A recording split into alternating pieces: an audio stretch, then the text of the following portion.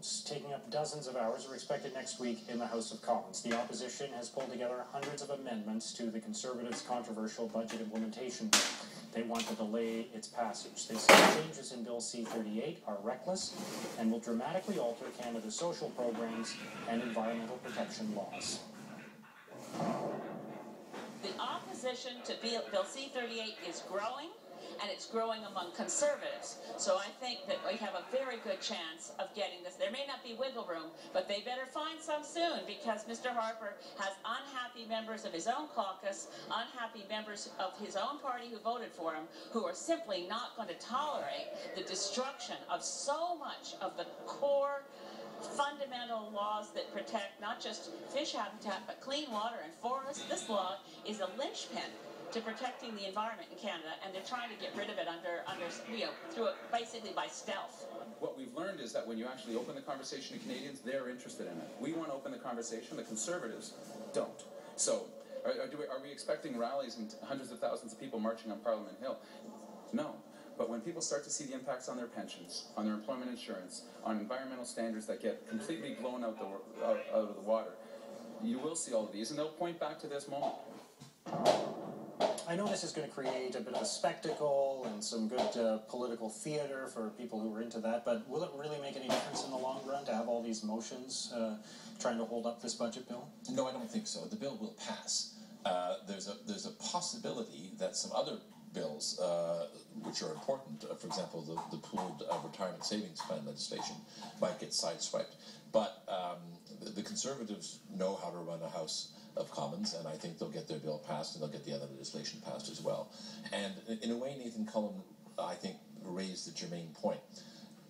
When the Conservatives prorogued Parliament because they didn't like the questions that were coming at them over Afghan detainees, there was great discontent in the land. There were huge petitions. There were demonstrations in cities across the country. There were demonstrations on the Hill. And the Conservatives lost a tremendous amount of support. The polls took them months to get that support back. None of that has happened in this case. The opposition has failed it with Bill C-38 to galvanize public support for that opposition. They haven't got people out in the streets. I think they came late to the bill. It took them a while to realize what was in it and what the implications of it are. These hundreds of amendments that are being proposed, which, by the way, Andrew Scheer, the Speaker, may or may not rule in order, right. Will cause some political theater.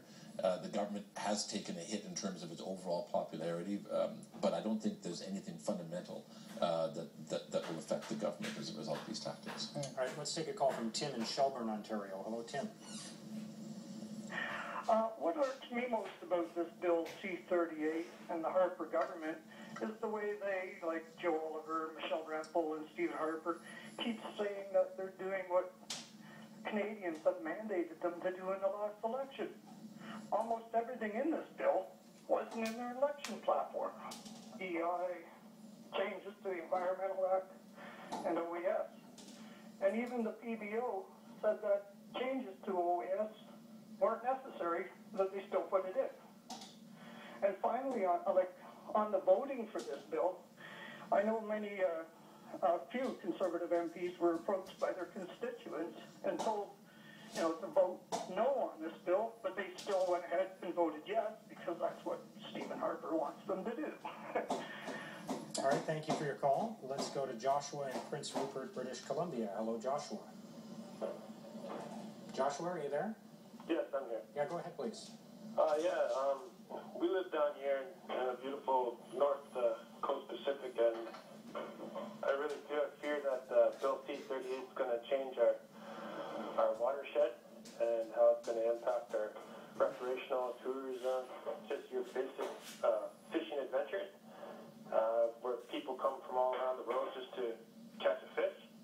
But basically our source of water and our drinking water. And my question is to the panel there, Red Deer, Alberta is going through a siege of oil right now, and will Bill C-38 help that industry to get away from people's watershed contamination over there in Red Deer? And can you please advise? Okay, thank you for that question. Any I can't answer that specifically. All I can say is that from everything we've heard, and Elizabeth May is one of the experts on this, and right. she's actually shining on this, that this is going to have an impact on all kinds of watersheds, and that it is going to be deleterious. And I think while the actual mechanics of the filibuster this week won't hurt the government, the bigger picture of this in terms of Harper's increasing isolation on environmental issues, we've seen the Western premiers start talking about a national energy strategy, a dialogue that incorporates environmental concern, and Harper has been nowhere on that discussion.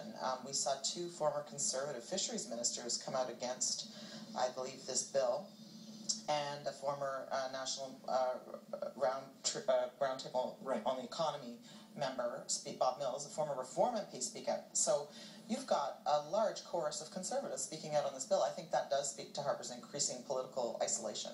All right, just before we go, I wanted to ask about the arrest last night at the Grand Prix in Montreal.